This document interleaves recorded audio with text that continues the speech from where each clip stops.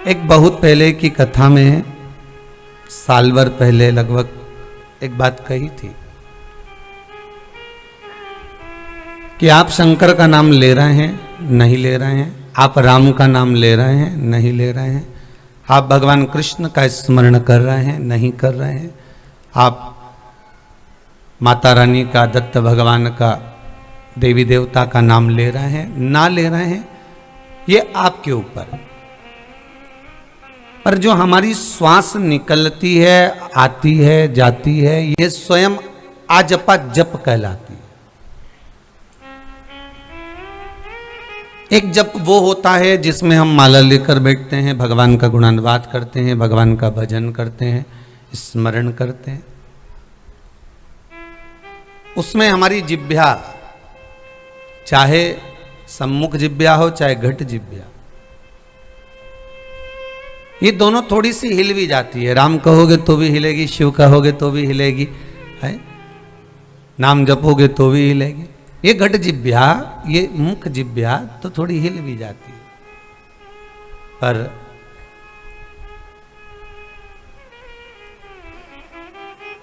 आजपा जप में कोई जिह्वा नहीं हिलती। आजपा जप में तो केवल एक काम होता है कि जब हमारी श्वास निकलती है, जब हमारी श्वास सम्मुख में आती है, प्रकट होती है, आती है, जाती है, तो वो स्वयं भी भगवान का नाम लेकर ही जाती है।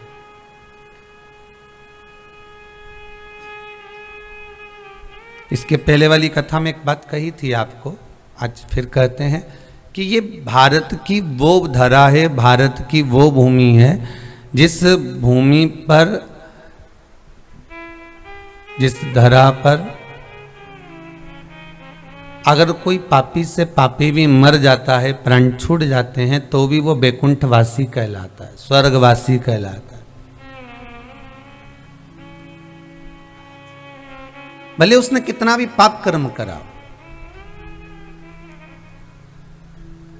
कि चंदन है इस देश की माटी, तपोभूमि हर ग्राम है, हर बाला देवी की प्रतिमा, बच्चा बच्चा राम है। जिसके सैनिक समर भूमि पर गाया करते गीता है, उसी माटी के हल्के नीचे खेली करती सीता है।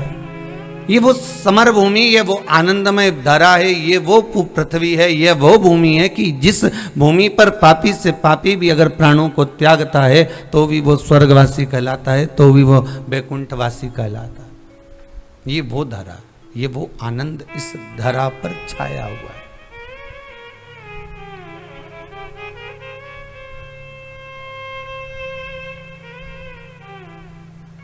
कितना कपट, कितना छल, कितनी बेईमानी, कितना प्रपंच आप कहां दुनिया से छुपा सकते हो, पर भगवान से छुपेगा कुछ?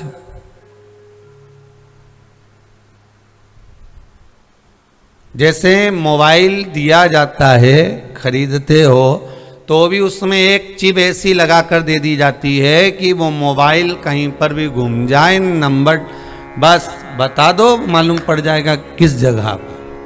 भगवान जब मनुष्य को पैदा करता है, माता के गर्भ से जब बच्चा जन्म लेता है, उसमें भी एक चिप फिट कर दी जाती है कि ये जितना पाप करे, छल करे, कपट करे, बेईमानी करे, भजन करे, कीर्तन करे, नाम जाप करे, स्मरण करे, दान करे, पुण्य करे, सत्कर्म करे, ये सब परमात्मा के खाते में लिखाती जाती है। कंप्यूटर में डायरेक्ट फिट, यहां तो चलाना भी नहीं पड़ता, उसकी यहां तो डायरेक्ट फिट हो जाती है।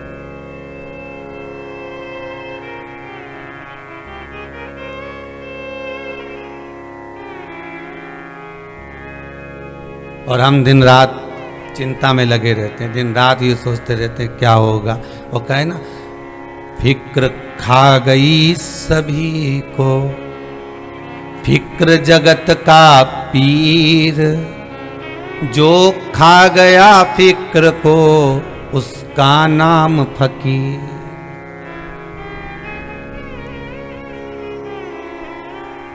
एक हमें चिंता लगी है कि परिवार की, कुटुंब की, कबीले की, नातों की, रिश्तों की एक चिंता हमको लग जाती है। अगर वो उसका नहीं करेंगे, वो नहीं बोलेंगे, वो क्या कहेगा। अरे सीधी सीधी शिव महापुराण की कथा कहती है, आग लगे बस्ती में अपन रहो मस्ती में, क्या किसको रोइए चादर तान के, सोइए। जगत का काम है उंगली उठाना, जगत का काम है अपशब्द कहना, जगत का काम है ताने देना, जगत का काम है अग्रण्य भाव में तुम्हारे पांव को खींचना। पर हम क्यों चिंता करें? हमें क्या पड़ी है? हमको क्या करना है?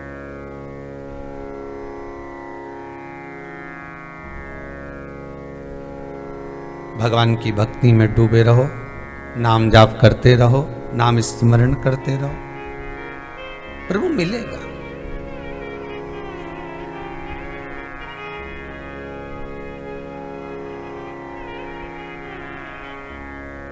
अगर जिस थाली में आप भोजन कर रहे हो वो थाली आपकी अगर बेकार है, झूठी है, उसमें बहुत सारा पत्थर पड़ा है, कीचड़ पड़ा हुआ है, तो उस थाली में तुम भोजन कर लोगे क्या उठाकर? जितने लोग आस्था पर कथा सुन रहे हो, जितने फेसबुक यूट्यूब पर कथा श्रवण कर रहे हो, अच्छे से बताओ वो उस थाली में तुम भोजन कर सकते हो क्या? नहीं, उसमें कचरा पड़ा हुआ है, उसमें आप कुछ ना कुछ उसमें पड़ा हुआ है, तो उसमें कहां भोजन करो?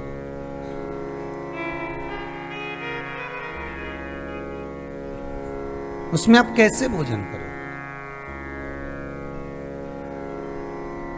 एक संत एक दरवाजे पर पहुंचे और संत ने दरवाजे पर जाकर कहा, माता भिक्षाम देही। माता थोड़ी सी भिक्षा दे दीजिए। माता जी अंदर से आई, आकर उन्होंने कुछ दिया और देते देते माता जी बोली, महाराज कुछ ऐसा बता जाओ कि आत्मा में शांति हो जाए। हम तो बड़े परेशान हो गए या संसार सागर से, हम बड़े दुखी हो गए। अब महाराज भी मन में सोचे, बताओ दे रही है और कह रही है कि कुछ ऐसा बता जाओ जिससे इस आत्मा की शांति हो जाए, इस मन को थोड़ी सी धीरजता बन जाए, इस मन को थोड़ी सी शांति हो। महाराज जी बोले, काम करूं मैं आपको कल बता दूंगा। ठीक है। संत दूसरे दिन फिर भिक्षा मांगने आ गए, माते भिक्षाम देही। माता थोड़ी सी भिक्षा दे दीजिए। माता जी फिर अंदर से आई और संत के पात्र में आज माता जी ने खीर बनाई थी और खीर बनाकर लाई और कहा, लो महाराज जी। महाराज जी ने अपना कमंडल आगे कर दिया। कमंडल देखा तो माता जी ने कहा, कमंडल में तो बहुत सारा कचरा पड़ा हुआ है, बहुत सारा कीचड़ पड़ा हुआ है, बहुत सारे पत्थर पड़े हुए हैं, इसमें मैं ये खीर कैसे डालूं? संत बोले, नहीं तुम तो डाल दीजिए, आप तो दे दो। अरे ऐसी खीर कैसे खा सकते हो तुम? आप ऐसी खीर कैसे खा सकते हो? हम आपको ऐसी खीर नहीं देंगे। तो क्या करना चाहिए? तो कहा, आप एक काम करो, इस पात्र का जो कचरा है, इस पात्र में जो भी सामग्री पड़ी हुई है ना, इसको फेंक दीजिए, इसको निकाल दीजिए, फिर हम आपको खीर दे देंगे। तो उन्होंने कहा, एक काम करो, तुम ही ये बर्तन ले जाओ, तुम ही ये कमंडल ले जाओ, तुम ही साफ कर लाओ और तुम ही खीर दे दीजिए। ले जाओ इस कमंडल को, ले जाओ इस पात्र को। कमंडल और पात्र को दे दिया। देने के बाद माता जी अंदर गई, उस पात्र को साफ कर कर, घिस कर, उस पात्र को क्लीन कर कर माता जी लेकर आई। फिर उन्होंने उसमें खीर लाकर दी। फिर कहा माता जी ने, गुरुदेव हमने कल एक प्रश्न किया था कि हमारे आत्मा को शांति हो जाए, हमारे मन को थोड़ी सी शांति हो जाए, हमारे मन को थोड़ी सी धीरजता बन जाए, ऐसा कोई काम कर दीजिए, ऐसा कोई आनंद कर दीजिए।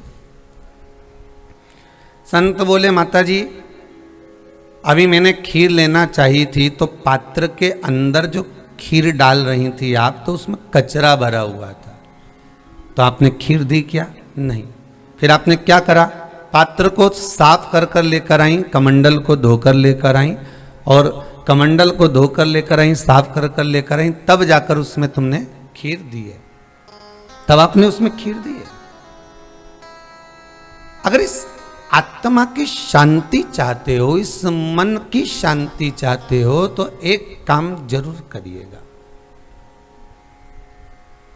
आत्मा की शांति के लिए एक काम जरूर करिएगा। क्या? जैसे बर्तन को साफ करा तब उसमें खीर रखाई है, बर्तन को साफ किया गया तब उसमें खीर डाली गई। उसी तरह अगर मन की शांति चाहते हो तो इस मन को थोड़ा सा साफ कर लो। भीतर इतना कचरा पड़ा है, नहीं पत्थर पड़ा है, इसमें ढेर सारा, इसमें गोबर भी बहुत पड़ा हुआ है, कचरा भी बहुत पड़ा है, कीचड़ भी बहुत पड़ा हुआ है। कहीं अहंकार, कहीं काम, कहीं लोभ, कहीं विषय, कहीं आसक्ति, कहीं तृष्णा, कहीं तेरा, कहीं मेरा, ये अहमता बहुत सारी पड़ी हुई है। ये बहुत सारा कीचड़ पड़ा हुआ है। इस कीचड़ को साफ करोगे, पात्र को साफ करोगे, जब कीचड़ साफ हो जाएगा, पात्र साफ हो जाएगा, तब कीचड़ साफ होने पर, पात्र साफ होने पर फिर इसमें खीर आप डाल सकते हो। उसी तरह मन जब क्लीन हो जाए, मन जब साफ हो जाए, और मन जब क्लीन हो गया, साफ हो गया, फिर इसके अंदर आप भगवान का भजन जब डालोगे, राम नाम, कृष्ण नाम, शिव नाम जब इसके अंदर ले जाओगे, डालोगे, तो अपने आप आत्मा की शांति होगी। इसमें कोई शांति को ढूंढने के लिए जाना की जरूरत नहीं है।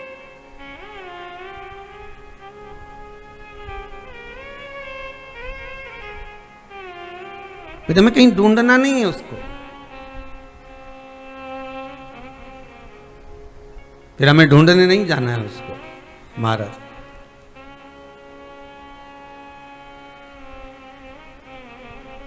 एक व्यक्ति प्रवचन में बैठा हुआ था, कहीं प्रवचन सुन रहा था, और उसने प्रवचन सुना और घर जाकर अपनी पत्नी को तलाक दे दिया कि आज मुझे तुझे तलाक देना।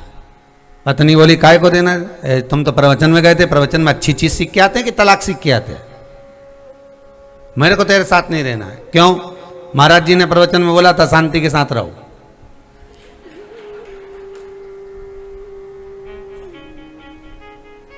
अब मैं तेरे साथ नहीं रह सकता, तो महाराज जी ने ये थोड़ी ना कहा था कि शांति भाई के साथ रहो। महाराज जी तो ये बोले हैं कि हृदय की शांति के साथ में, आत्म कल्याण के साथ। ये दुनिया के लोग बहुत बहुत जल्दी गलत भाव निकाल लेते हैं। दुनिया के लोग कहा कुछ, महाराज जी कुछ बोलेंगे, संत कुछ बोलेंगे, गुरु कुछ बोलेंगे, शास्त्र की रीति कुछ चलती है, और समझने वाला कुछ वो होता ना। एक गुरुजी निकल कर जा रहे थे, और गुरुजी निकलते निकलते जाते जाते उन्होंने देखा एक तालाब में बहुत सारी मछली इतनी सारी थी, पानी थोड़ा सा कम था, इतना सा पानी तालाब के अंदर, मछली बहुत सारी। गुरुजी ने सोचा करे क्या, गुरुजी विचार करे, अब करा क्या जाए। उनके साथ एक चेला भी चल रहा था।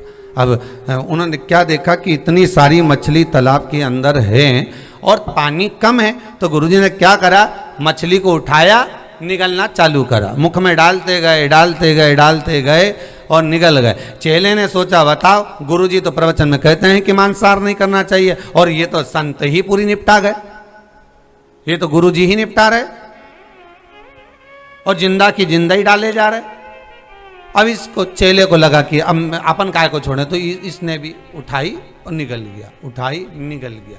संत और चेला दोनों आगे आगे चले, गुरु और चेला आगे आगे जाते। जाने के बाद में बड़ा सा तालाब आया, बहुत सारा पानी भरा हुआ था, इतना सारा पानी। संत ने देखा पानी बहुत सारा, संत ने अपना पेट दबाया और कहा हार हार महा। जैसे ही मुंह को खोला, सारी मछली बाहर। अब मछली तो बाहर आ गई, इतने में अब संत बोले तू निकाल।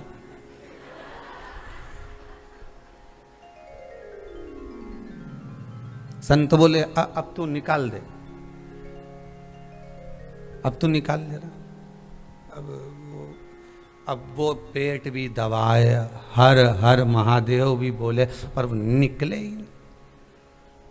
क्योंकि संत, साधु, सन्यासी, तपस्वी, साधक, उपासक, भगत, भगवान के उपासना करने वाला, भगवान की भक्ति करने वाला, भगवान का स्मरण करने वाला जो करता है, वो दुनिया का कोई व्यक्ति नहीं कर सकता।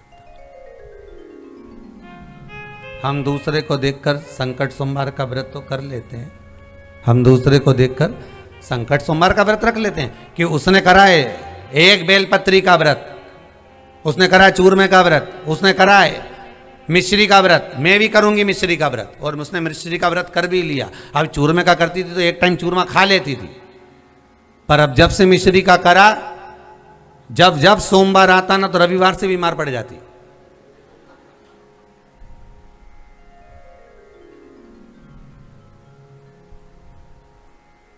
टेंशन, चिंता, ये जितने ये अभी सेकंड लहर में कोरोना महामारी की जो सेकंड लहर चली है ना, इसमें जो जितने मरे हैं ना, ये आधे से ज्यादा तो टेंशन में मर गए। अब पहुंच गए हॉस्पिटल, अब क्या होगा, अब ऊंचा नीचा हो रहा है, विचार कर रहा होगा क्या होगा।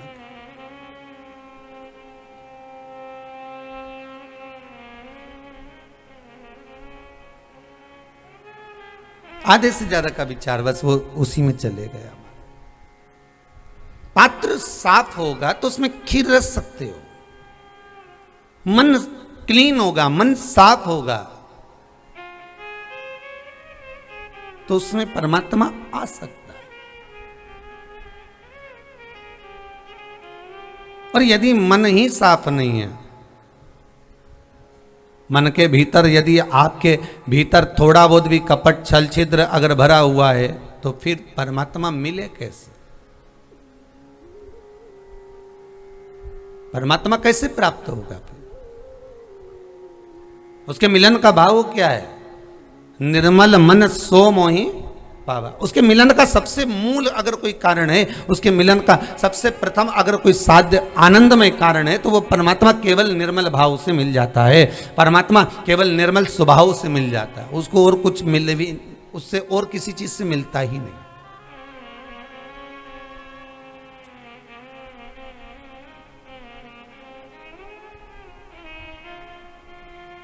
अब एक बहुत सरल सी बात कहूं आपको, शायद कथा के माध्यम से आप अपनी जिंदगी में उतारें।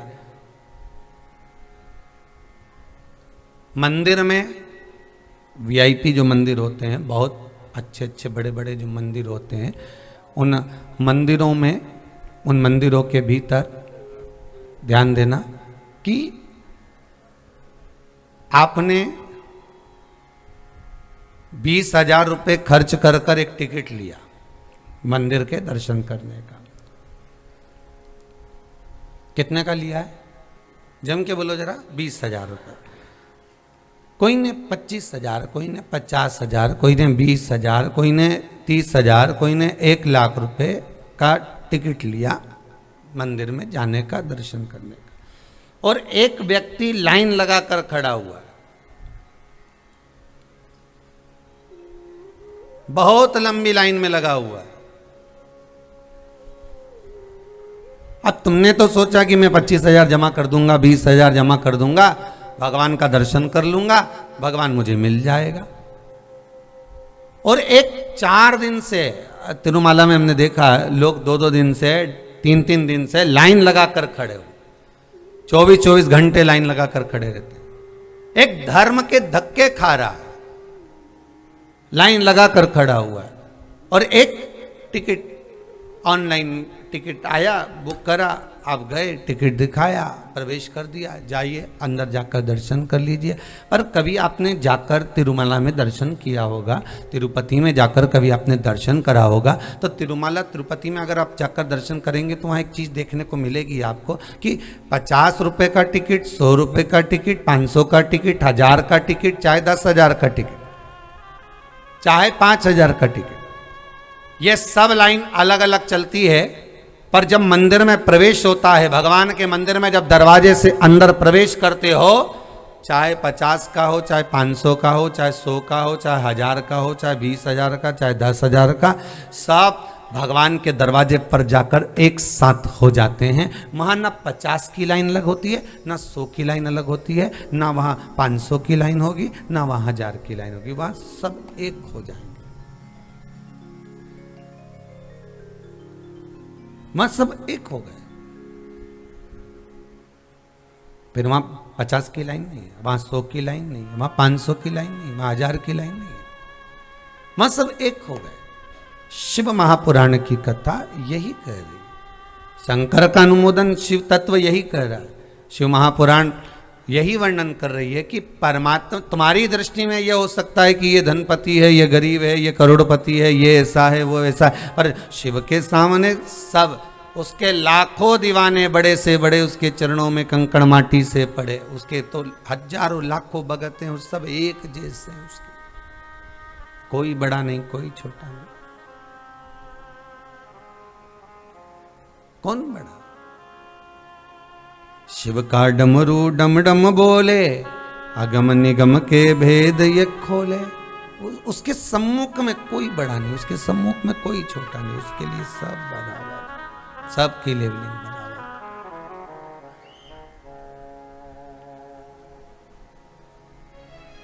कोई बड़ा नहीं उसके लिए। बस जिसने मन से, दिल से, चित्तवृत्ति से, अपने भाव से भगवान को बुलाया है, भगवान उसके लिए दौड़कर आया है।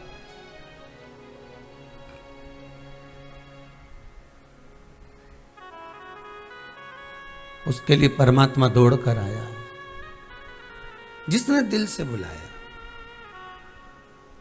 एक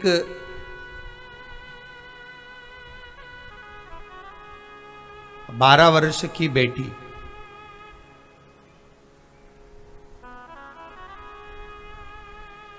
महाकाल की नगरी उज्जैनी में,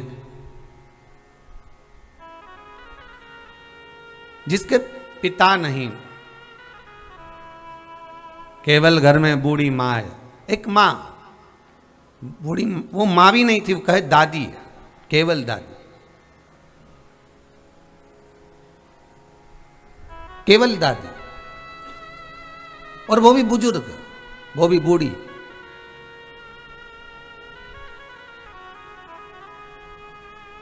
वो बच्ची गुलाब का फूल इकट्ठा करती कहीं बगीचे से, एकाग्रित कर कर सब दूर बेच कर आ जाती, पैसा लाती, दादी को देती, दादी उससे अपना घर चला लेती।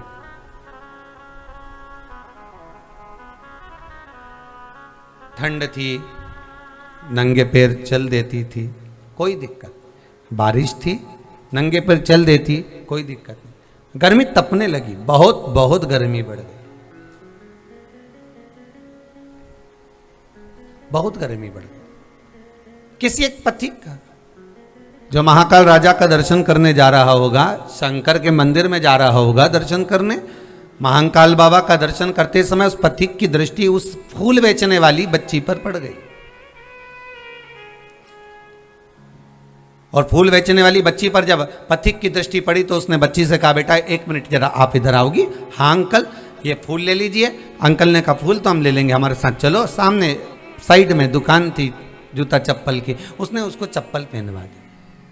बच्ची बाहर निकली और बाहर निकल कर बोली, अंकल आप भगवान हैं? अंकल बोले नहीं, हम काय को भगवान हैं? आप महाकाल राजा हैं? नहीं, हम काय को महाकाल राजा हैं? तो मुझे लगता है आप महाकाल राजा के दोस्त हो, आप महाकाल राजा के, आप विश्वनाथ के मित्र हो।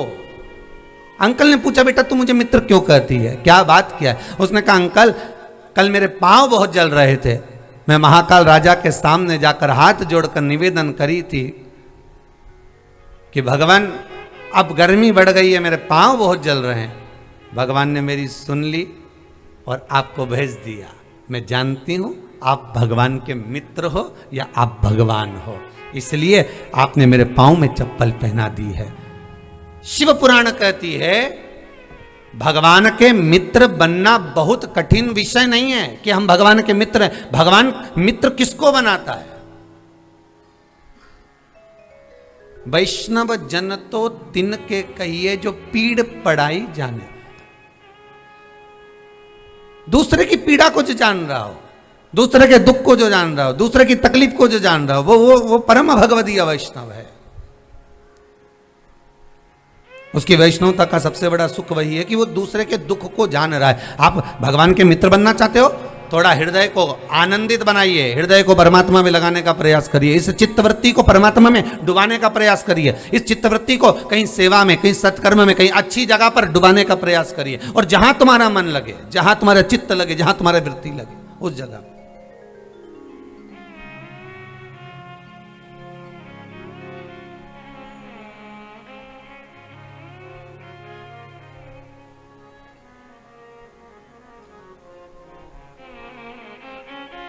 महाराज। भगवान भाव से रीझता है, उसको कुछ भी नहीं चाहिए, उसको तुम्हारा ये धन दौलत संपदा सत्ता कुछ भी नहीं, कुछ नहीं।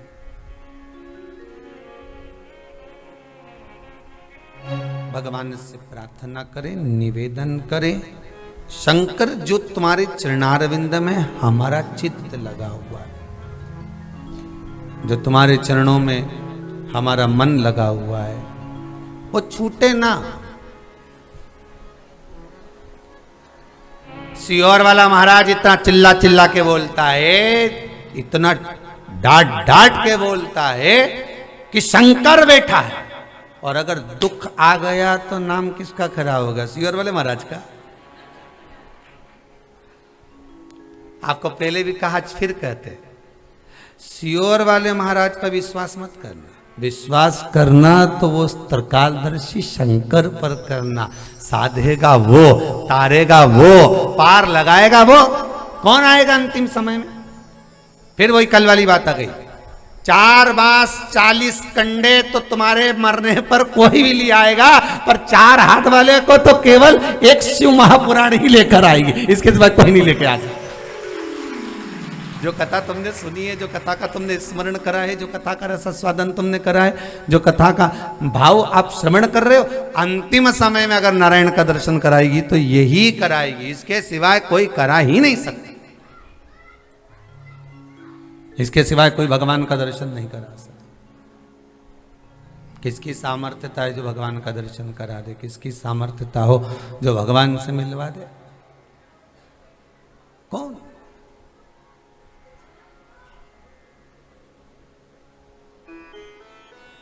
एक कुष्मांड ऋषि हुए, बड़े भगत थे, शिव के उपासक थे।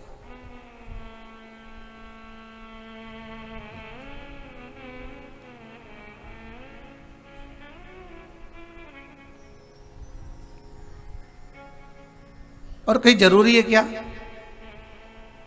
कि ऋषिवर जितने ज्ञानी हैं, ऋषि जितने ज्ञानी हैं उतना ही ज्ञानी उनका पुत्र पैदा होगा? अरे बोलो तो सही, कोई जरूरी है? नहीं। किसी किसी पिता में इतना धीरज होता है, पिता के भीतर इतना धैर्य होता है, इतना मन इतना आनंदित, कोई कोई पिता बड़ा शांत होता है, और औलाद देखो तो इतनी क्रोध करे, इतना गुस्सा करे, इतना चिड़चिड़ करे। तो कोई जरूरी है कि वो पिता जैसा है वैसा ही रहेगा? फेस वैसा रह सकता है, कटकाटी वैसी हो सकती है, पर ये जो अंदर जो वो चिप लगी है नी, ये अलग अलग कंपनी की है। ये भगवान देता है ना, सबको बनाकर भेजता है। कोई एक जैसा भगवान किसी को नहीं बनाता। उसकी कंपनी में कितना लोग काम करे समझ में नहीं आए, सब बनाई फैक्ट्रियां सब अलग अलग चल रही है, हर कंपनी का माल। सूरत में साड़ी की कंपनी कितनी, कपड़ा की फैक्ट्री कितनी है सूरत में? यहाँ सूरत वाले आए हुए हैं तो कहूँ, सूरत में कितनी कपड़ा की फैक्ट्री होगी, ढेर सारी। हर कंपनी का अलग अलग कपड़ा बनता होगा, पर सबका अपना अपना ब्रांड, अपना अपना काम। कोई कोई कपड़ा बहुत जोरदार, कोई कोई कपड़ा हल्का भी बनाए, कोई भारी भी बनाए, सबका अपना अपना एक क्रम होता है। उसी तरह भगवान बनाने के लिए सबको बनाता है, संसार सागर में भेजा है, सबको बनाकर भेजेगा। पर किसी को क्रोध दिया, किसी को नम्रता दी, किसी को प्रेम दिया, किसी को स्नेह दिया, किसी को कपट दिया, किसी को छल दिया, किसी को बेईमानी दी, किसी को प्रपंच दिया, किसी को झूठ बोलना सिखा दिया। भगवान जब घड़ता है तो देख लेता है इसके अंदर क्या फिट होगा, वही देखकर भेजता है। चुगली करने वालों को, निंदा करने वालों को, बुराई करने वालों को भगवान देख लेता है। ये सही से चुगली कर सकेगा कि नहीं कर सकेगा, इसमें वो गुण तत्व देकर भेजो। फिर वो निंदा करेगा, जोरदार तरीके से करेगा, इतने रस तत्व से करेगा कि उसका एक आनंद अपने आप प्रबल हो जाए। फिर वो रस तत्व उसके अंतर्गत अपने आप आ जाए। अब कुष्मांड ऋषि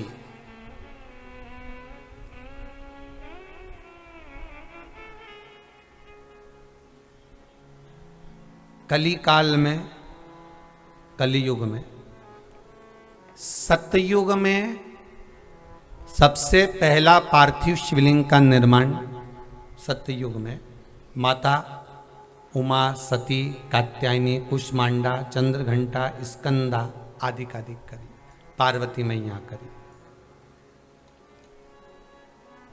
त्रेता में पार्थिव शिवलिंग का निर्माण स्वयं मेरे राजा रामचंद्र भगवान ने करा।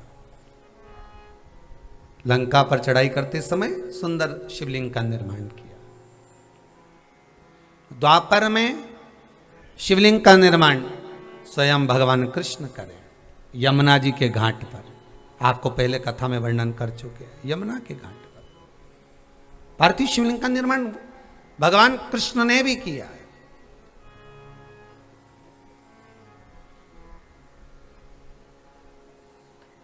ब्रजमंडल में जाओ, भूतेश्वर, चकलेश्वर,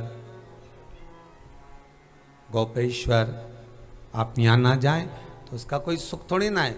ब्रजमंडल में अगर जा रहे हो भगवान कृष्ण से मिलने के लिए तो कहीं ना कहीं शंकर का एक दर्शन जरूर करिए।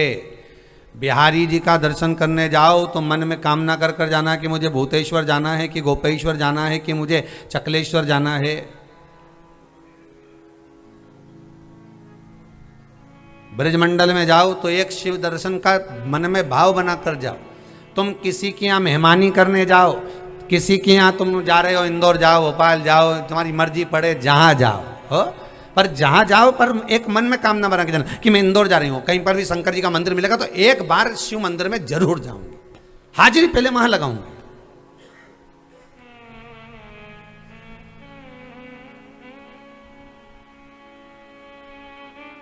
छोरा देखने जाओ, छोरी देखने जाओ, जिस गांव में छोरा छोरी देखने जाओ पहले वहां के शंकर जी के पास जाओ। तुम्हारे यहाँ आए हैं, गांव की छोरी को देखने आए हैं, लड़की का नाम ये है, ये इसका गोत्र है, इसका पिताजी का नाम ये है, दादाजी का नाम जानते नहीं क्योंकि तुम हो, इसी गांव के हो नहीं, तुम हो, और माताजी का नाम ये है। छोरे को साथ में लेकर आए हैं, हमारे लिए अच्छा हो, लड़के के लिए अच्छा हो, श्रेष्ठ हो तो पक्का कर देना। अगर नी जमे कि छोरे के लिए अच्छा नहीं है और भले कितनी भी अच्छी हो पर अच्छा नहीं है छोरे के लिए, तो हाथ जोड़ के निवेदन है यही समा।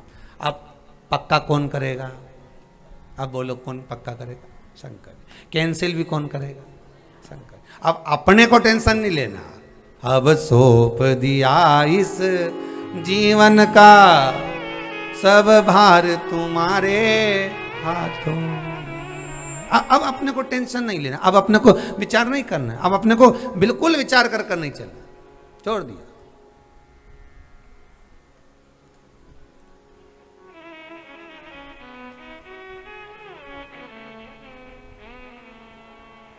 सब छोड़ कर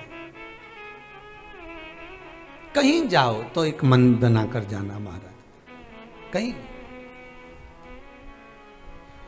कोई जरूरी नहीं है कि आप अगर धर्मात्मा हो तो आपकी संतान भी धर्मात्मा होगी, आप अगर पुण्यात्मा हो तो आपकी संतान भी पुण्यात्मा होगी।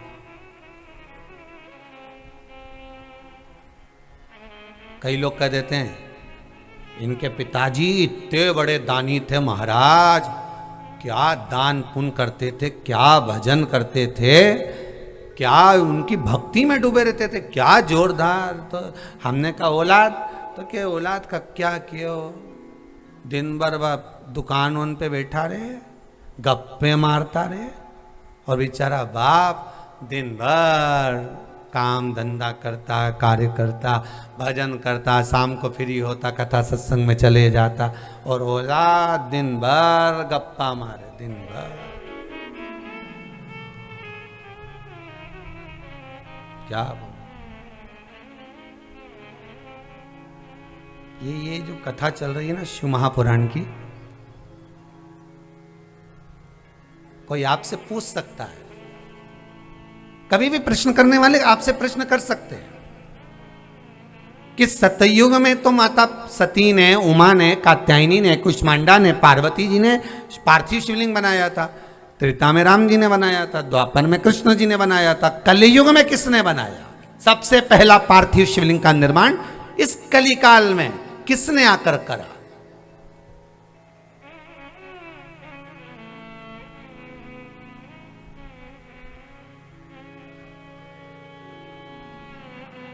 मट्टी का शिवलिंग, पार्थिव शिवलिंग का निर्माण इस कलिकाल में, सावन के महीने में सबसे पहले किसने निर्माण करा? तो आप कह सकते हो कुष्मांड ऋषि के पुत्र मंडप ने।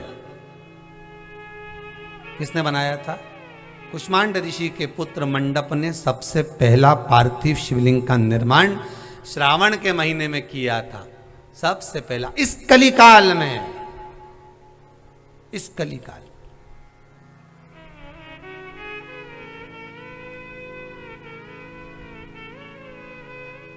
पर गुरुदेव अभी तो आप कथा में कह रहे कि कोई जरूरी है कि पिता अगर धर्मात्मा होगा तो पुत्र धर्मात्मा होगा, पिता पुण्यात्मा होगा तो पुत्र भी पुण्यात्मा होगा?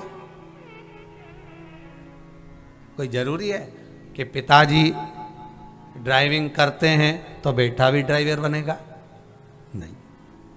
पिता डॉक्टर हैं तो कोई जरूरी है कि बेटा भी डॉक्टर बनेगा? और पिता के हाथ में जो जश होगा, अगर डॉक्टर बन भी गया और पिता जैसा इलाज करता है, लिख कर दे देता है तुरंत और आराम लग जाता है, तो कोई जरूरी है कि बेटे के हाथ में भी उतना जश होगा?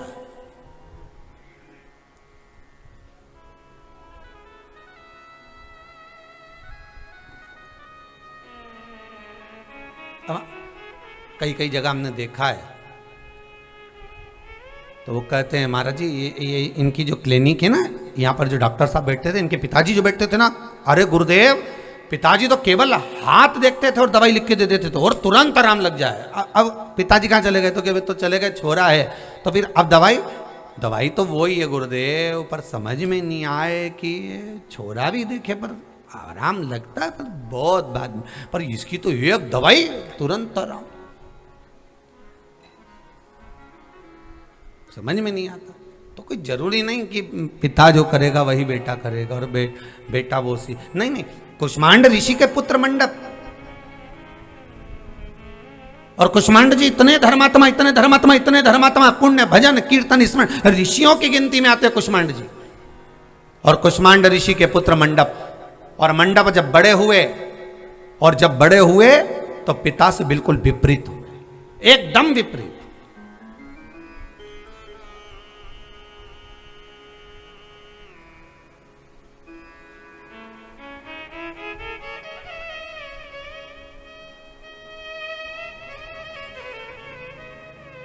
विपरीत हो गए।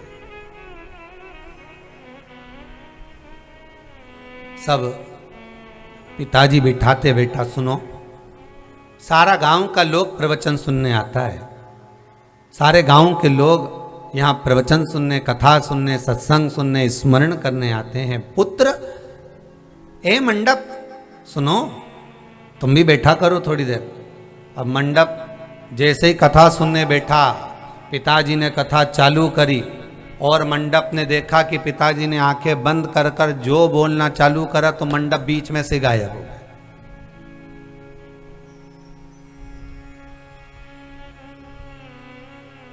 एक बात कहूंगा तो बड़ा आनंद होता है इस हृदय को, एक सहज भाषा में कहूं आपको कि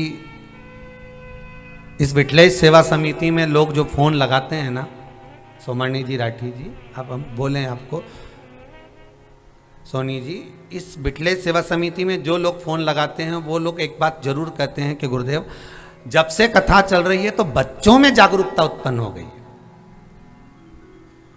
बहुओं में जागरूकता उत्पन्न हो गई। बहुएं कॉपी लेकर बैठती हैं कि गुरुजी कुछ बताएंगे तो हम लिखेंगे, और लिखेंगे तो उसको फिर बाद में अपने मायके में, परिवार में, कुटुंब में, कबीले में कहीं ना कहीं बता देती हैं, ऐसा कर लीजिए, उससे ये फल की कामना होगी, उससे ये प्राप्त हो जाएगा।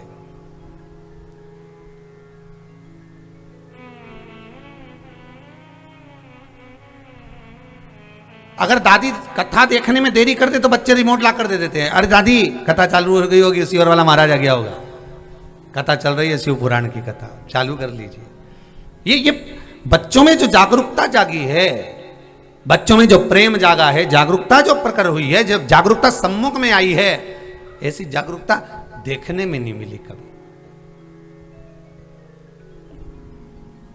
देखने में।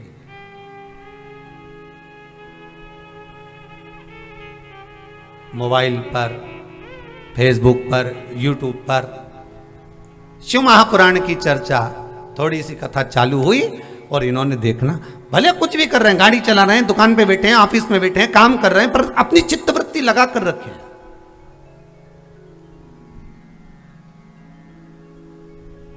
चल रहा है।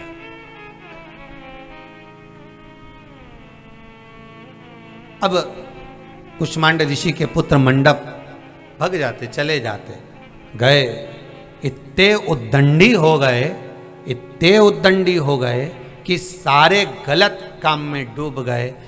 ऐसा कोई काम नहीं बचा था जो कुष्मांड ऋषि के पुत्र ने नहीं किया हो। ऐसा कोई काम नहीं बचा था।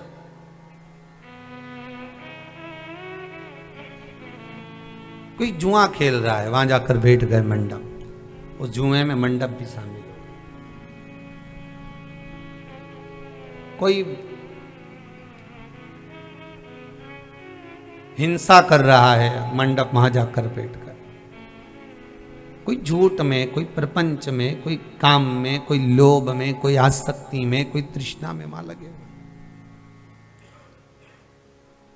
अब पिताजी को मालूम पड़ा एक दिन कि मंडप मार्ग से बट रहे हैं, भग रहे हैं, मार्ग से हट रहे हैं, तो लगा कि आखिर बात क्या है, क्या हुआ, क्या है आखिर ऐसा कि मंडप मार्ग से विचलित हो रहा है, आखिर हुआ क्या है।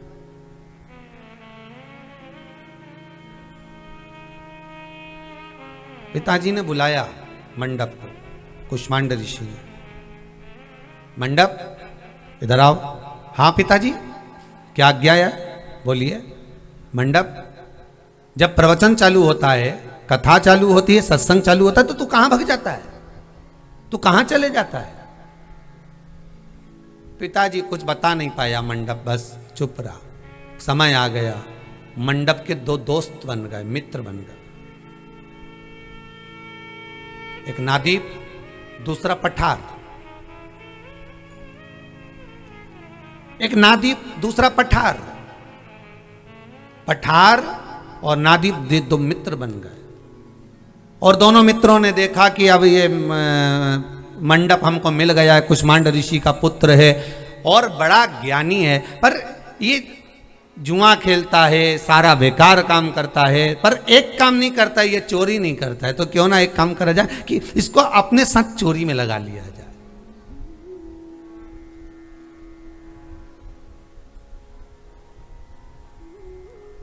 और चोरी करने वाला जो होता है ना, वो अपना पूरा ग्रुप बनाने का प्रयास करता है। ये झूठ बोलने वाले जो होते हैं ना, पूरा ग्रुप बना लेते हैं। कपट करने वाले जो होते हैं ना, ये पूरा ग्रुप बना लेते हैं। किसी के लिए अपशब्द कहने वाले होते हैं ना, ये अपना पूरा ग्रुप बना लेते हैं। किसी पर उंगली उठाने वाले होते हैं ना, तो ये अपना पूरा ग्रुप बना लेते हैं कि हमारा ग्रुप हमने तैयार कर लिया, अब हमको मिलकर इसको कुछ ना कुछ अपशब्द कहना है, ताना देना है, झूठ बोलना है, प्रपंच करना है, छल करना है, कपट करना है, बेईमानी करना है, ये अपन मिलकर करेंगे। चोरी करना है, अपन मिलकर करेंगे। अब सारा ग्रुप बन गया। अब मंडप, नादीप और पठार तीनों ने विचार करा कि धन चुरा कर लाना, इतना धन एक बार में लेकर जाना है कि कम से कम 10-20 साल अपने को चोरी की जरूरत नहीं पड़े। तो इतना धन किसके पास होगा?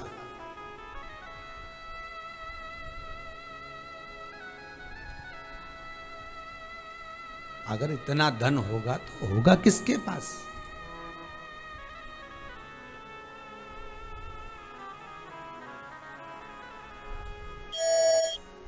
ये धन अगर हम जाएं तो कहां लेने जाएं?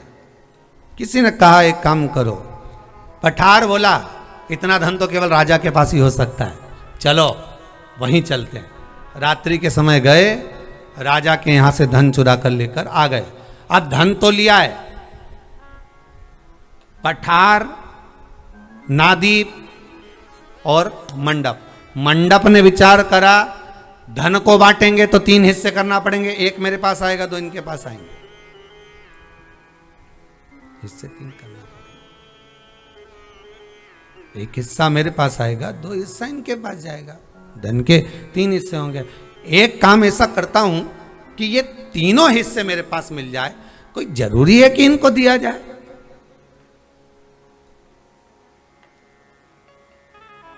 कोई जरूरी है इनको दें हम हिस्सा? गरुड़ पुराण में एक बहुत सुंदर बात लिखी है।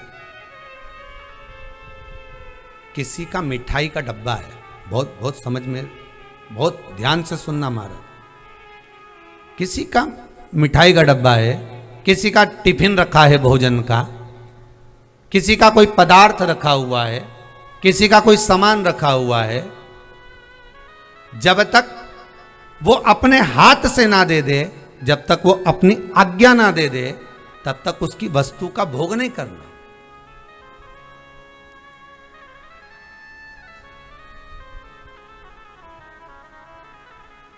आप अगर पानी की बोतल आपके पास में नहीं है, मान लो आपके पास पानी की बोतल नहीं है और आपको प्यास लग रही है,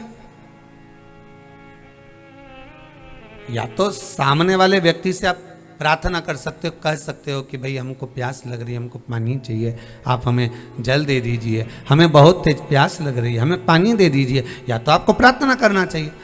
और मान लो प्रार्थना करी, उसने नहीं दिया और आपने कहा इतना सारा पानी भरा भरा रखा बोतल का, उठाया और पी लिया, तो उसमें दोष है।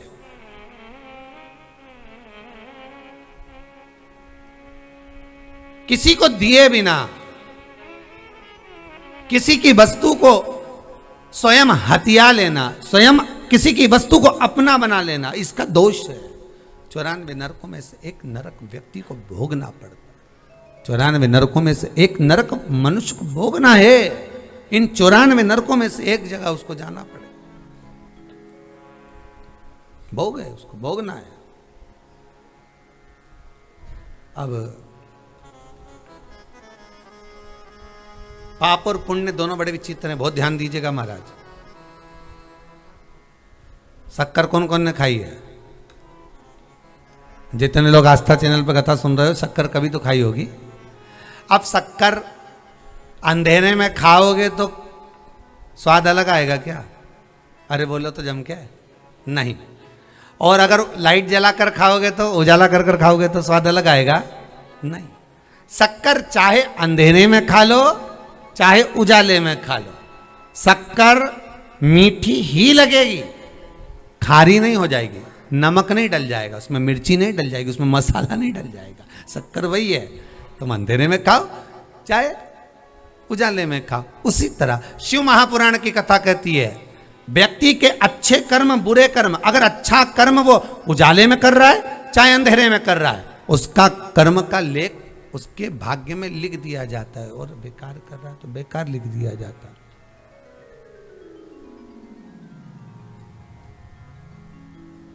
चाहे तुम बेकार कर्म उजाले में कर लो चाहे अंधेरे में कर लो।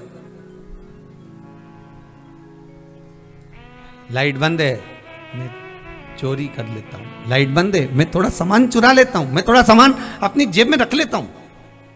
अंधेरा हो गया, किसी का मोबाइल उठाकर रख लिया। अब तुमने सोचा लाइट बंद थी, तुमने विचार करा कि लाइट बंद है, तो कोई ने देखा ही नहीं होगा, कोई ने ध्यान नहीं दिया होगा। पर चाहे बेकार कर्म तुम अंधेरे में करो चाहे उजाले में करो, चाहे दिन में करो चाहे रात में करो, अच्छा कर्म चाहे तुम अंधेरे में करो चाहे उजाले में करो, शक्कर अपना असर नहीं छोड़ती। उसी तरह किया गया कर्म अपना असर नहीं छोड़ता। आप ढूंढी पीट कर रहे हैं।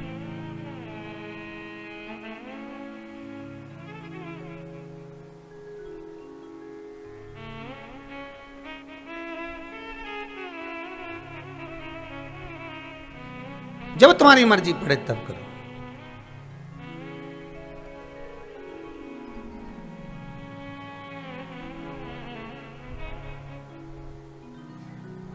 बस ये चित्त वृत्ति परमात्मा में लगे। मंडप, नवदीप, पठार और नवदीप का जो धन था, मंडप ने उसको अपना कर लिया। अब देने को तैयार नहीं, दे ही नहीं लिया, देने को ही तैयार नहीं है।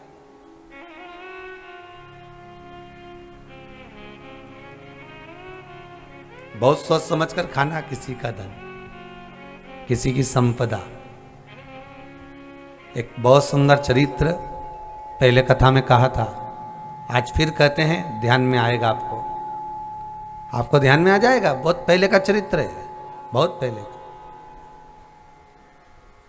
एक किसान का विवाह हुआ, पत्नी आ गई, एक बेटा हुआ, पत्नी मर गई, शांत हो गई।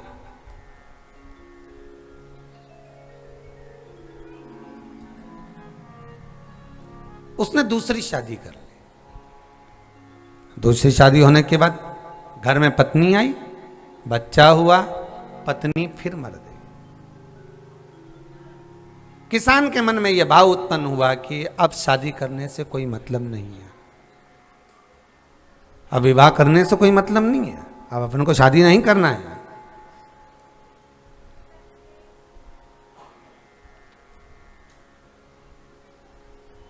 दोनों बच्चों को उसने पाल पोस कर बड़ा किया। बड़े बेटा बड़ा हो गया, उसकी शादी कर दी।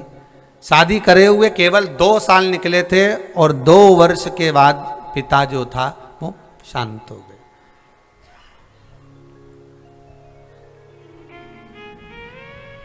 पिता शांत हो गए। जब पिता शांत हो गए, बहू घर में थी, देवर थोड़ा सा कोई बीमारी आ गई, रोग आ गया, बीमार पड़ गया। अब देवर बीमार पड़ा तो डॉक्टर को दिखाया तो डॉक्टर ने कहा कि देखो रोग तो बहुत प्रबल है,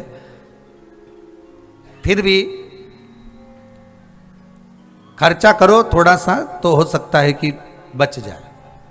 अब इन्होंने खर्च करा, पैसा खूब लगाया, खर्च भी खूब करा। खर्च करने के बाद पत्नी को लगा कि इतना खर्चा करने के बाद भी ये ठीक नहीं हो रहा, एक काम करो, डॉक्टर जी से बात करो, डॉक्टर साहब से कहो कि अब इसको बचा कर करेंगे भी क्या, और कौन सा तुम्हारा सगा है, तुम्हारी दूसरी माता का ही तो पुत्र है, कौन सा तुम्हारा सगा है। एक काम करो कि डॉक्टर से कोई ऐसी दवाई लिखवा लो, स्लो पॉइजन, जो अपन डॉक्टर से कहेंगे तो थोड़ा थोड़ा उसको देते रहेंगे तो वो मर जाएगा, प्राण भी छूट जाएंगे। अगर अपन मारेंगे तो लोग कहेंगे बताओ कि इनने मार दिया, तो और डॉक्टर से लिखवा लो। डॉक्टर से लिखवा लिया दवाई, डॉक्टर साहब का ऐसा क्यों करूं, डॉक्टर को थोड़ा सा पैसा वैसा दिया, उसने दवाई लिख दी, ये स्लो पॉइजन देते रहो, ये देते रहिए। अब वो स्लो पॉइजन उसको देते रहे, दवाई में मिलाकर थोड़ा थोड़ा देते रहे। जब थोड़ा दिया वो मर गए। पत्नी बड़ी खुश हुई, बड़ी प्रसन्न हुई, बड़ी आनंदित हुई, बड़ी प्रसन्नता थी, बड़ी आनंदता थी, बड़ी प्रसन्नता। पत्नी ने पति से कहा झंझट मिट गया, पूरी जमीन जायदाद अपनी हो गई, और क्या चाहिए बता, इससे ज्यादा और क्या चाहिए। झंझट मिट गया, पूरा जमीन जायदाद अपनी हो गई है, इससे बढ़कर सुख और क्या चाहिए। दोनों निवास करे, समय आया, पत्नी गर्भ से हो गई, एक बेटे ने जन्म ले लिया।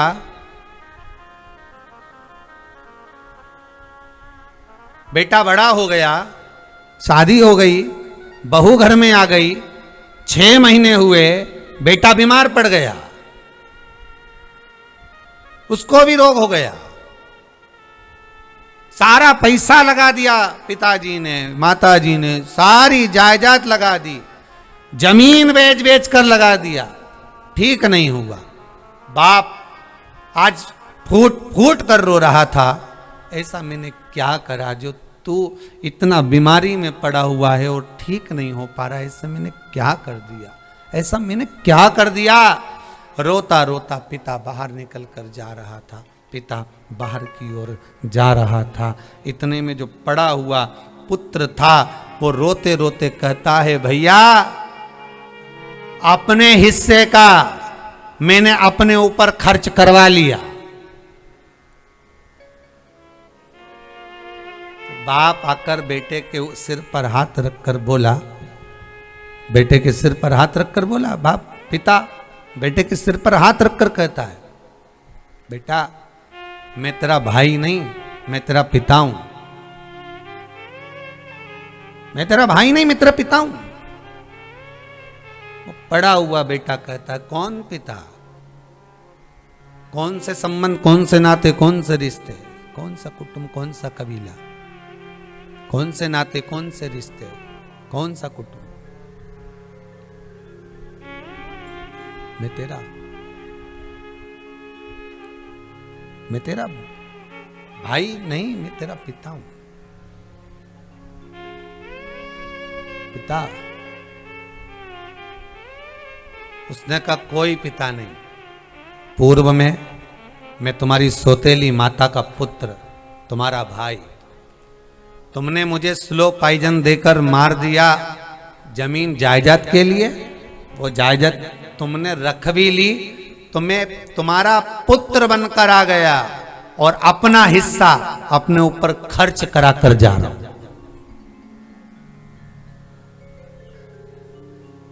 कोई दूसरा नहीं,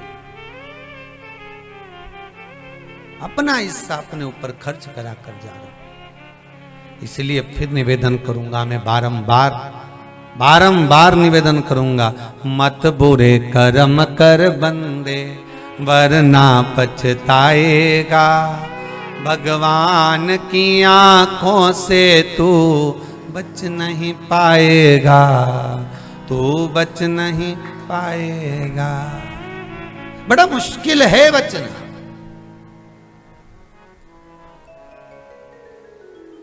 बड़ा मुश्किल। अच्छा कर्म करोगे अच्छा मिल जाएगा। कुष्मांड ऋषि को लगा कि मंडप और मंडप के दोनों मित्रों ने मिलकर धन एकत्रित करा, चोरी करी, पैसा इकट्ठा कर लाए, धन एकत्रित कर लाए, चोरी कर लाए। और मंडप ने विचार करा कि इनको मैं दूंगा नहीं और अपना कर रख लूंगा। और मंडप ने नवदीप पठार दोनों का धन रख लिया। नवदीप पठार दोनों का धन रख लिया।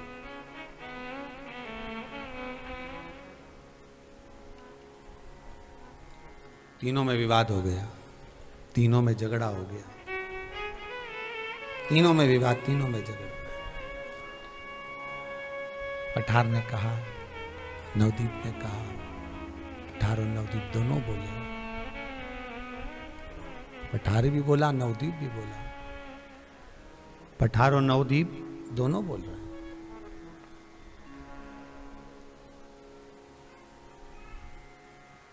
पठार नवदीप दोनों बोल रहे हैं कि ये हमारा धन तूने रख लिया, ये श्रेष्ठ नहीं है। ये क्यों रखा तूने, किस लिए रखा तूने? ये धन तूने हमारा क्यों रख लिया? वो देने को तैयार नहीं है।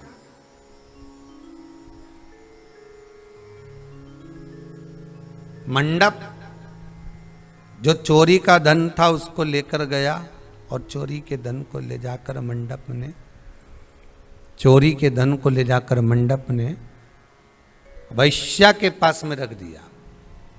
वैश्या से हेत कर लिया, वैश्या के पास में रखा। और वैश्या से स्नेह।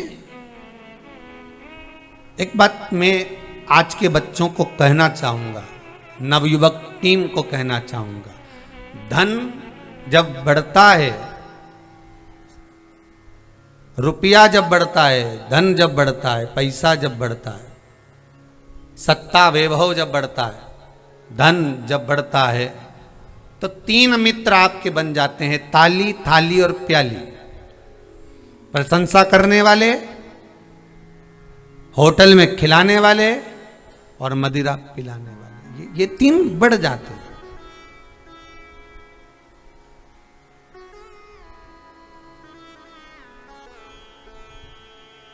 ये तीन मित्र बढ़कर नष्ट कर देते। कुष्मांड ऋषि के पुत्र मंडप को ये दो मित्र मिले और दो मित्रों ने चोरी का सिखाया। चोरी का सिखाया तो वो मंडप जाकर धन बहुत सारा आ गया, तो वैश्या के घर चले गया। वैश्या के घर में गया, वैश्या के यहीं रहता, केवल रात्रि के समय सोने के लिए आता। दिन भर वैश्या क्या पड़ा रहता। इतनी आसक्ति उस वैश्या में हो गई, इतनी आसक्ति।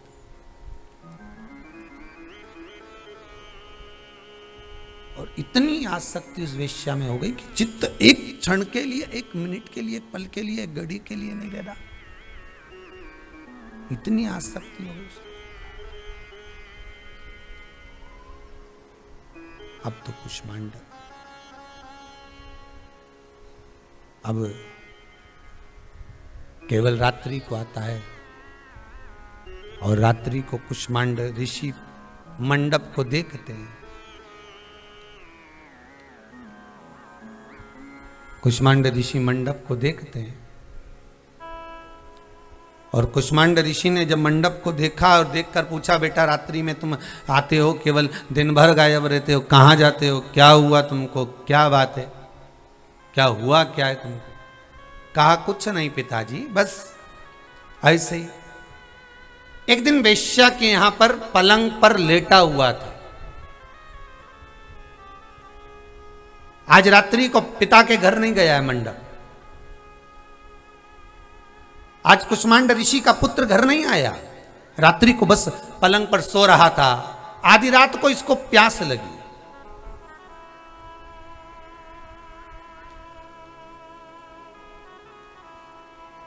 आधी रात को जब इसको प्यास लगी तो गिलास पानी को ढूंढ रहा है और पानी को ढूंढ रहा था और पानी को ढूंढते ढूंढते इसने पलंग के नीचे हाथ को लिया कि कहीं पानी रखा हो। मेरे को मालूम नहीं कि वेश्या के घर में जल कहाँ रखा होगा, किस स्थान पर पानी रखा होगा, प्यास भी बहुत लग रही है।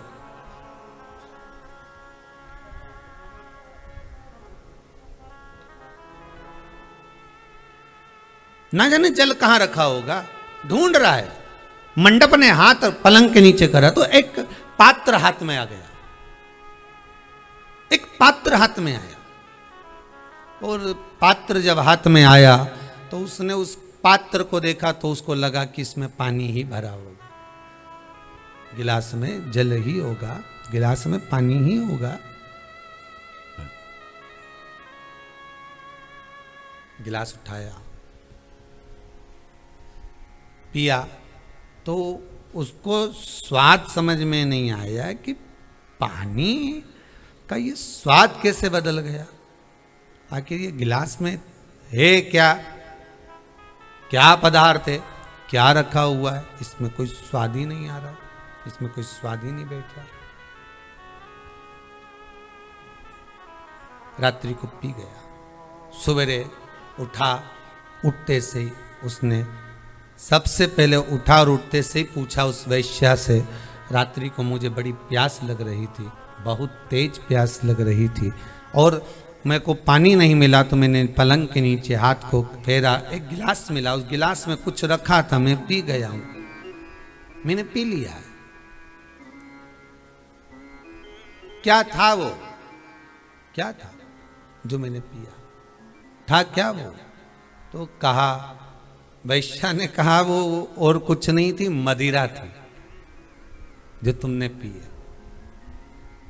मंडप की आंख से आंसू बहने लगा क्योंकि मंडप के पिता कुष्मांड जी ने कहा था, कुष्मांड जी कहे थे मंडप के पिता, कुष्मांड जी ने एक बात कही थी कि सारे कर्म कर लेना, जुआ, वैश्यावृत्ति, आदिक चोरी, निंदा, छल, सब कुछ माफ कर दिया जाता है परमात्मा के धाम में, पर मदिरा का पीने वाला व्यक्ति कभी माफ नहीं होता उस परमात्मा के धाम में। यह कुष्मांड ने कही अपने पुत्र के सामने, मंडप के सामने ये बात रख दी। एक बार सम्मुख में ये बात आ गई मंडप के सामने।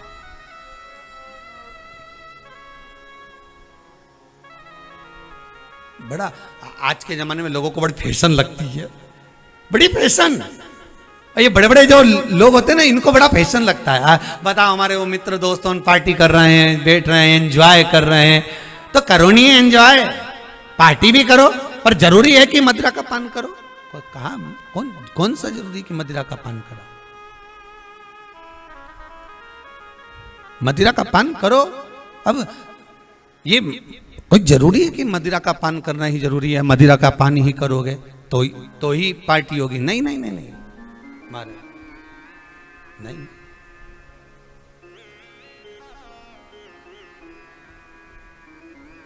हम तो कहेंगे, आप अगर स्वीकार करें तो अच्छा है, ना करें तो आपकी मर्जी। हम तो कहेंगे, सारी पार्टियां होती है ना तो एक पार्टी और कर लो, कि हमारी किटी पार्टी में अगर हम किटी पार्टी करने बैठेंगे और किटी पार्टी किसी भी फ्रेंड के घर पर हो, किसी भी सहेली के घर पर हो, किसी भी सखी के घर पर हो, या हम सावन की शेर करने जा रहे हैं, हम पिकनिक करने जा रहे हैं, हम कहीं होटल में जा रहे हैं, हम कहीं पार्टी में जा रहे हैं, ये आपके ऊपर है। आपके विचार में आना चाहिए कि आप अगर किटी पार्टी कर रहे हो, कोई फंक्शन कर रहे हो, कोई चीज धारण कर रहे हो, तो आपके भीतर ये भाव जागृत होना चाहिए। आपके भीतर ये भाव जागृत हो कि हम अगर किटी पार्टी कर रहे हैं तो सबसे पहला काम हम एक करेंगे। क्या काम करेंगे? कि सबसे पहले पार्टी शुरू करने से पहले ये हाउजी बाऊजी जो होता है ना, हाउजी बोलते हैं कि बाऊजी बोलते हैं? हाउजी, हाँ, हमें समझ में नहीं आया, हम तो सोचे बाऊजी बोलते होंगे तो हाउजी हो गया होगा। ठीक है, अब तो ये हाउजी करो, तुम जो कुछ करना है तुम बाद में करो, पर सबसे पहला पार्टी में बैठे हो, किटी पार्टी में बैठे हो, तो पहले सहेलियां विचार कर ले कि सबसे पहला काम एक करेंगे कि पार्टी चालू करने से पहले श्री शिवाय नमस्तुभ्यम का जाप 108 बार करेंगे। ओम नमः शिवाय 108 बार जपेंगे, राम नाम 108 बार जपेंगे, कृष्ण नाम 108, जिससे तुम्हारी अच्छी पटे हम उसको भगवान का भजन करेंगे। राम का कर सकते हो तो राम का, कृष्ण का करो तो कृष्ण का, शिव का करो तो शिव का, भवानी का करो तो भवानी का, तुम्हारी मर्जी पड़े उसका तुम भजन कर सकते हो। तुम्हारी चित्तवृत्ति में बैठना चाहिए बस। पहल कोई दूसरा नहीं करेगा, करना अपन को ही पड़ेगा। हम सुधरेंगे, युग सुधरेगा। हम बदलेंगे, बोलते जाओ, हम बदलेंगे, युग बदलेगा। कब बदलोगे? नहीं, तारीख, तिथि, पल, घड़ी, क्षण निश्चित तो करना पड़ेगी ना कि अपन को बदलना कब है। तो अपन नियम बना लो। अब किटी पार्टी में तुम्हारा भी तो कोई महत्व होता होगा। तुम अगर पैसा जमा करती हो, सहेलियों को बुलाती हो, तो तुम्हारा भी तो कोई महत्व होगा। तो तुम कह तो सीधी बात की, हम देखो भाई, हमने सियोर वाला महाराज का मुंह से सुना है शिव महापुराण में, जब तक 108 बार श्री शिवाय नमस्तुभ्यम नहीं बोलेंगे, या राम नाम या कृष्ण नाम या जो भी सारी सहेलियां जो मन कर जाए वो जपो। हो सकता है उसमें कोई राम जी वाली होगी, शंकर जी का नाम ही लेना पसंद नहीं करे, हो सकता कोई कृष्ण वाली हो सकता कोई शंकर वाली, तो जिसका होता है। एक गांव के लोगों ने मिलकर मंदिर बनवाया। अब मंदिर बनवाया तो सारे गांव से चंदा इकट्ठा करा, चंदा इकट्ठा करके मन में विचार करा कि इसमें मूर्ति किसकी बिठाएं। तो एक जी बोले, एक बोले एक काम करो शंकर जी की बिठा दो। इनने शंकर जी की बिठा दी। अब केवल शंकर जी वाला जाए, ना राम वाला जा रहा, ना कृष्ण वाला जा रहा, ना देवी जी वाला जा रहा। बढ़िया आपत। अब इन्होंने सोचा करें क्या, तो इन्होंने कहा मन में कि पूरा गांव टूट रहा है, पूरा गांव एक साथ चले, पूरा गांव एकत्रित होकर चले, पूरा गांव इकट्ठा होकर चले, ऐसा कोई भगवान बिठा, सारा 7 जात का आदमी मंदिर के अंदर जाना चाहिए। तो इन्होंने शंकर जी के ठंडा कर दिया, राम जी के बिठा दिया। अब केवल राम वाला जाए, ना कृष्ण वाला जाए, ना शंकर वाला जाए, ना देवी जी वाला जाए। अब इन्होंने सोचा गांव के लोगों से पूछा अब क्या करें। गांव के लोग बोले अपना गांव टूट रहा है, ऐसा भगवान ढूंढो जो 7 जात का आदमी एक जगह बैठ के भगवान का भजन करे। इन्हें राम जी के भी ठंडा कर दिया, कन्हैया जी के बिठा दिया। अब कन्हैया जी के बिठाया तो केवल कन्हैया वाला जाए, ना देवी जी वाला, ना शंकर वाला, ना राम वाला।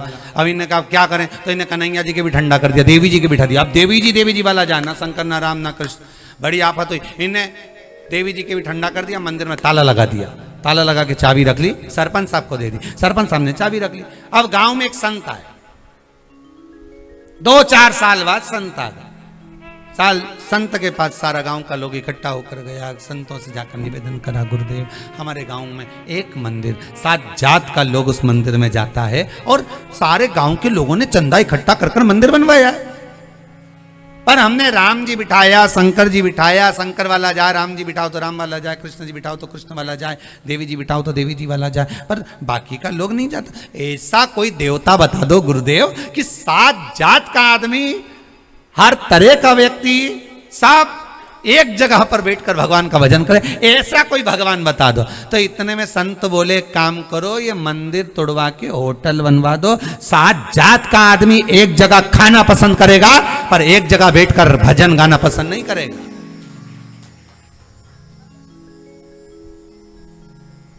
होटल में जाकर झूठे बर्तन में चाय पी लेंगे, होटल में जाकर झूठे बर्तन में वो मीन चाउमीन खा जाएंगे।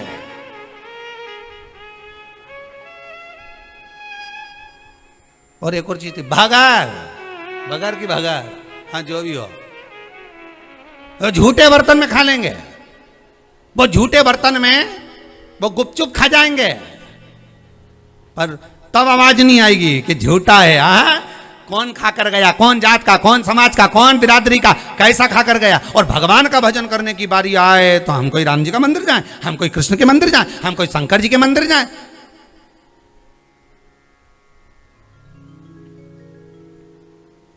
तुरंत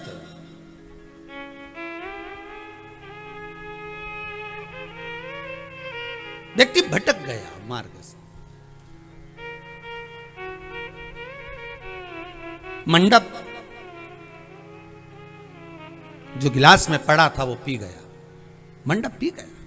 और मंडप जब पिया तो उसके बुद्धि में, चित्त में वो बात आ गई कि पिता ने कहा था कोई भी गलत काम करना पर मदिरा का पान मत करना, क्योंकि मदिरा का जो पान है वो 7 पीढ़ी को डुबा देता है। 7 पीढ़ी मुख में जाए ना। आज इसके मुख में चली गई, इसने सोच लिया क्या करा जाए। ये वेश्या के घर से निकल कर जा रहा था, दोनों मित्रों ने इसको पकड़ लिया, नादीप और पठार दोनों ने पकड़ा, लेकर गए, चल तेरे पिताजी के पास में चल। पिताजी के पास में ले जाकर खड़ा कर दिया। अरे कुष्मांड ऋषि, आप इतने बड़े विद्वान, इतने बड़े विद्वान, और आपकी औलाद ऐसी, आपका पुत्र ऐसा। कुष्मांड के आंखों में जल भरा हुआ था, नैनों से अश्रु बह रहा था। कुष्मांड ऋषि रो रहे थे। बेटे के कारण बाप के चेहरे पर प्रसन्नता आ जाए, समझ लेना वो बेटा श्रवण कुमार ही है। समझना कथा को बहुत अच्छे से। बेटे के कारण पिता के चेहरे पर स्माइल आ जाए, समझ लेना बेटा कलयुग का श्रवण कुमार है। और बेटे के कारण बाप की आंख में आंसू आ जाए, समझ लेना औलाद कंस पैदा हो गई है, जो अपने पिता को ही जेल में ले जाकर डाल दिया।